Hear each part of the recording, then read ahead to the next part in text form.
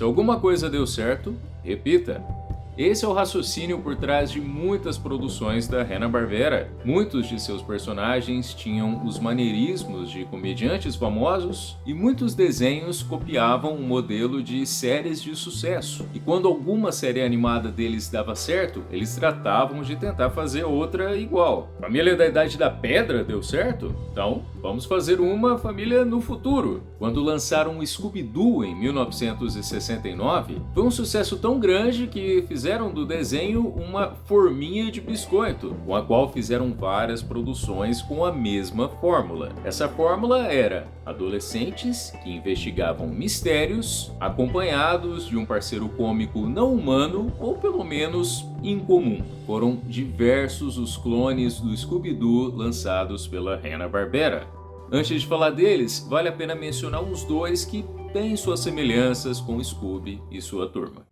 No vídeo aqui do canal Freck contando a origem do Scooby-Doo, falei que um dos precursores do desenho foi o The Archie Show, que tinha uma banda e inicialmente a turma do Scooby teria uma banda também. Durante o desenvolvimento acabaram deixando de lado esse lance da música, mas a Hanna-Barbera ainda usaria muito essa temática de conjunto musical. Josie e as Gatinhas não foi criado dentro da Hanna-Barbera, elas são personagens de quadrinhos da editora Archie, a mesma da turma do Archie, do Archie Show. Eles licenciaram Josie e as Gatinhas com a Archie Comics e foi a oportunidade da Hanna-Barbera de lançar algo bem próximo do The Archie Show. Entre uma música e outra, ela saiu em aventuras ao lado de uma turma que incluía um gato e o namorado da Josie, Alan, que no desenho ganhou um lenço e...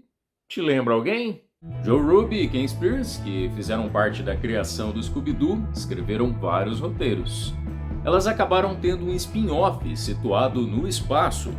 O outro desenho que tem um pouquinho de conexão com o Scooby-Doo é a turma do Urso do Cabelo Duro. A conexão que eles têm com o Scooby-Doo é o design, é basicamente 3 reciclagens do Scooby-Doo. Eles não são cachorros, são ursos, mas a semelhança é inegável. E os enredos, na verdade, lembram outras produções da Hanna-Barbera. Eles eram uma turma que armavam golpes, assim como a turma do Manda-Chuva, e tinham um guarda na cola deles, assim como o Manda-Chuva e o Zé Colmeia. Agora, a primeira vez em que a fórmula do Scooby-Doo foi realmente reaproveitada foi com o Fantasminha Legal. 3 adolescentes e um cachorro encontram um relógio dentro de uma mansão abandonada. De dentro do relógio saem os fantasmas de um homem da época da Guerra da Independência norte-americana e de seu gato. Durante a guerra, eles estavam fugindo dos ingleses e entraram dentro do relógio para se esconder, mas acabaram ficando trancados. Em gratidão por terem seus espíritos livres, eles passam a acompanhar a turma em aventuras, resolvendo mistérios. Adolescentes e um amigo em comum. E um cachorro também. Essa ideia de um fantasma da época da Guerra da Independência preso a um relógio pode ter vindo de Fantasmas Endiabrados, filme da dupla Abbott e Costello. Dupla essa que, por sinal, teve desenho pela Hanna-Barbera. Fantasminha Legal não teve uma audiência muito boa e até recebeu críticas por representar para as crianças a Guerra da Independência de maneira imprecisa. Em 1972 teve outro que não era exatamente como Scooby-Doo, mas vale a pena comentar. A Hanna-Barbera fez uma adaptação do Charlie Chan, um detetive dos livros do escritor Elder Biggers, que também apareceu em uma série de filmes de sucesso. Nesses filmes, Charlie Chan sempre foi interpretado por homens caucasianos maquiados para parecerem asiáticos. A versão da Hanna-Barbera acabou tendo o primeiro ator de origem asiática a dar vida ao Charlie Chan. A voz dele nos Estados Unidos era de Keye-Luke, que já tinha sido um dos filhos do Charlie Chan nos filmes. Eu estou mencionando o Charlie Chan porque o foco do desenho, na verdade, eram os filhos do detetive, que na versão Hanna-Barbera são uma banda acompanhados de um cachorro. Quase na mesma linha do Scooby-Doo, mas nem tanto quanto o próximo. Goober e os Caçadores de Fantasmas. 3 adolescentes que faziam investigações para uma revista de caçadores de fantasmas. Lançado em 1973, ao contrário da turma do Scooby-Doo, Muitos dos fantasmas que eles encontravam eram de verdade. Para encontrar espíritos, eles usavam um equipamento especial que detectava se era um espectro de verdade ou alguém fantasiado. Alguns desses fantasmas vinham da literatura, como Macbeth. Esse desenho foi lançado antes dos Ghostbusters da Filmation, ou Trio Calafrio, e claro, bem antes dos Caça-Fantasmas. Mas na verdade essa coisa de caçadores de fantasmas cômicos é uma temática da qual se encontram exemplos até em 1909. E encontrar qual foi o primeiro seria toda uma discussão à parte. A principal diferença entre o Goober e o Scooby é que ele tinha a habilidade de ficar invisível, apesar dele não ter muito controle sobre quando isso acontecia. Além disso, apesar de falar, ele não conversava diretamente com os humanos ao seu redor. As falas dele geralmente eram direcionadas para os espectadores. Então, em relação ao Scooby, ele parecia meio desconectado do resto do grupo.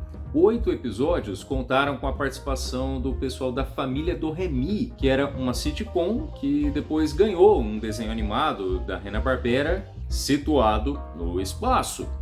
8 episódios é muita coisa para uma série que durou tão pouco tempo e são tantas aparições que chegam a tumultuar e tirar um pouco do protagonismo de Goober e sua turma. Goober não foi muito bem de audiência, perdendo para o concorrente no horário, que era a série animada de Star Trek. O Grande Polegar era um detetive de 1 polegada de altura, graças a uma poção. Você pode dizer que ele é o fora do comum da turma dele. Ele resolvia mistérios ao lado de sua sobrinha e o namorado dela. E eles tinham um cachorro também, por que não? O jeito do Grande Polegar era baseado em Maxwell Smart, o Agente 86. Speed Bug era uma fusão entre Scooby-Doo e Se Meu Fusca Falasse. Speed era um Dune Bug vivo e sua turma incluía o mecânico Tinker, que tinha a mesma relação com seu carro que o Salsicha tinha com o Scooby. A turma toda corria atrás de criminosos. Além de Se Meu Fusca Falasse, o desenho pegava carona no sucesso que Speed Racer vinha fazendo no Ocidente. Foi um dos clones do Scooby-Doo mais bem-sucedidos nos Estados Unidos. Durou apenas uma temporada, mas foi reprisado durante muito tempo em 3 emissoras diferentes por lá. O sucesso pode ter sido ajudado graças a um crossover que eles fizeram com a turma do Scooby-Doo em um episódio de Os Novos Filmes do Scooby-Doo. Alguns anos depois, a Hanna-Barbera lançou Cocota e Motoca, que era a mesma temática, só que com uma supermoto. O título original de Butch Cassidy era Butch Cassidy and the Sundance Kids, título que fazia referência a um filme de faroeste com o qual não tinha nenhuma conexão. Era apenas uma referência, mas alguns críticos apontam que possa ter gerado alguma confusão que contribuiu para a baixa popularidade do desenho. Mais uma vez, a Hanna-Barbera tentou lançar uma banda. Butch Cassidy era bem parecido com o David Cassidy da família do Remy, que era um grande ídolo teen na época. Ele e sua banda eram secretamente espiões que recebiam suas missões de um supercomputador vivo alérgico a cachorros, o que era um problema porque eles tinham um cachorro chamado Elvis. Assim como o Urso do Cabelo Duro, Dinamite e o Bionicão vale a pena ser mencionado porque reaproveita o design do Scooby-Doo. O desenho dele era Scooby-Doo misturado com Batman, algo que acontece com uma certa frequência. O milionário Ridley Crowe é a identidade secreta do Falcão Azul, que combate o crime ao lado do Dinamite. Esse desenho dividia horário com o próprio Scooby-Doo. Quando o Scooby-Doo mudou de canal da CBS para a ABC, no horário que era dele, na CBS, a Hanna-Barbera lançou o Clue Club. Esse desenho trazia não um, mas 2 cachorros falantes. Só que eles só conversavam um com o outro ou com os espectadores. Os humanos não os entendiam. Eles pareciam ainda mais separados do grupo de jovens investigadores da vez do que o Goober. Tanto que, alguns anos depois, a Hanna-Barbera lançou uma nova versão que era a série editada, retirando as partes com os humanos e deixando só os cachorros. A turma dirigiu um bug, como o Speed Bug. O que deixava o Clue Club um pouco diferente do Scooby-Doo é que era mais focado na investigação. Vários possíveis suspeitos eram apresentados e no final não tinha uma pessoa desmascarada, tinha a solução para o que a turma estava tentando desvendar. Um uso bem interessante da fórmula do Scooby-Doo, mas o desenho passou batido. Os dois próximos talvez sejam os mais lembrados aqui no Brasil.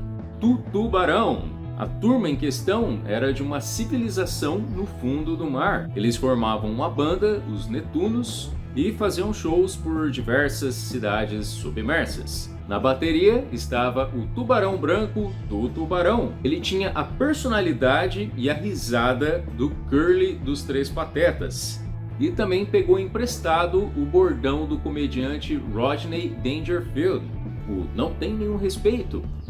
Não por acaso, o Tubarão veio depois do sucesso do Tubarão do Steven Spielberg. Se tinha dúvidas que o Clanhead era o equivalente do Salsicha, a dublagem brasileira fez questão de colocar o nome Linguiça. Tinha um pouco de Flintstones nessa mistura também, já que, assim como a família pré-histórica tinha trocadilhos com pedras, aqui faziam a mesma coisa com termos náuticos e coisas do fundo do mar em geral. O outro com muitos fãs brasileiros é o Capitão Caverna. O Capitão Caverna foi encontrado pelo trio Sabrina, Nelly e Gilda e são paródias das Panteras. No original elas eram Teen Angels e no Brasil ficaram como As Panterinhas. O design do Capitão Caverna é uma adaptação dos Irmãos Rocha da Corrida Maluca. Do seu monte de pelos, ele tirava qualquer objeto que a situação pedisse. Ele tinha a habilidade de voar, mas sua capacidade era limitada. Ele falava que acabou a sua energia, que era uma referência à crise de combustível da época. Ele e as Panterinhas enfrentavam o mal juntos. Mais tarde, ele ganhou um desenho sem elas, ao lado de seu filho, que passava ao lado dos Flintstones Kids. Além das Panterinhas, a Hanna-Barbera fez uma outra paródia das Panteras, a Ursuat. Eles eram ursos, agentes secretos, disfarçados de coletores de lixo. O Trombada lembrava o Scooby. No mesmo bloco deles tinha o detetive Elefantástico. É detetive que não acaba mais na Hanna-Barbera. Se depender do contingente deles, de investigadores e defensores da lei, acabou o crime no mundo. O próximo da nossa lista aqui no Brasil ficou como Arquivo Confidencial, que é só uma das sacadas da dublagem brasileira. O título original era The Buford Files, que era uma referência ao The Rockford Files. O nome do cachorro Buford foi traduzido como Cojeca, que era um jeito de fazer uma referência ao detetive Kojak e ao mesmo tempo encaixar a temática de caipira no desenho. Os adolescentes da vez também receberam nomes de acordo: Rosinha e Zé Quati. Juntos eles ajudavam o xerife Pé de Mula. Assim como Scooby-Doo, o Cojeca foi dublado pelo Orlando Drummond. Ele tinha capacidade de detectar pistas usando seu faro ou sua audição.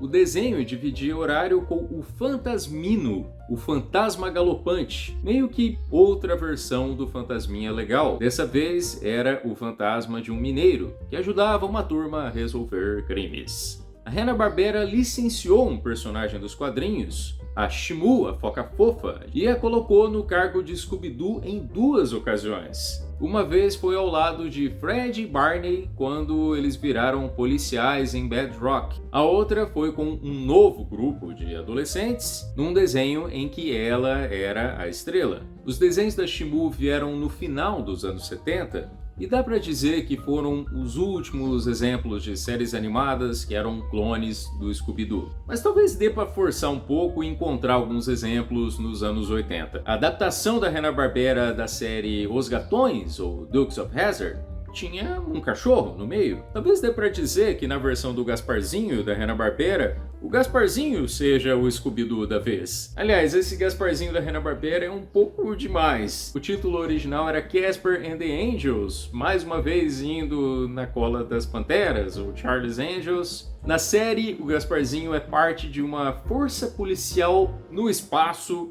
e combate crimes espaciais ao lado de 2 moças. Então era Gasparzinho com Jetsons, com Panteras. Chegou nos anos 80, Hanna-Barbera saiu fora de controle. Nos anos 80, a Hanna-Barbera parecia ter deixado para lá a fórmula do Scooby-Doo e estava atrás de outros moldes. Adaptar o quadrinho belga Smurfs deu muito certo para eles, então eles tentaram repetir o sucesso aí também. Vendo o sucesso dos Ursinhos Carinhosos, eles tentaram lançar alguma coisa parecida pelo menos 3 vezes. E do Scooby-Doo em si, eles continuaram fazendo novos spin-offs e versões. Teve clones do Scooby-Doo fora da Hanna-Barbera também. Os roteiristas Ken Spears e Joe Ruby deixaram a Hanna-Barbera e montaram a Ruby Spears. No final dos anos 70, eles lançaram o Bicudo, o Lobisomem e o Boogie a Jato, porque Boogie também parecia ser uma constante nesses clones. Vários desses Scooby-clones fizeram aparições em crossovers da Hanna-Barbera, como em Ho-Ho Olímpicos, e fizeram crossovers com a turma do Scooby-Doo em quadrinhos e desenhos animados.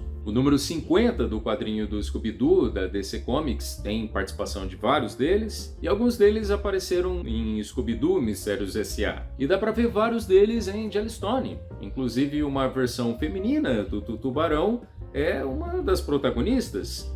A Hanna-Barbera fez muito isso de reciclar as mesmas ideias com a Corrida Maluca. A gente tem um vídeo aqui no canal sobre isso. E se você quer um vídeo mais aprofundado de alguns desses clones, fala aí nos comentários. Um abraço e até uma próxima.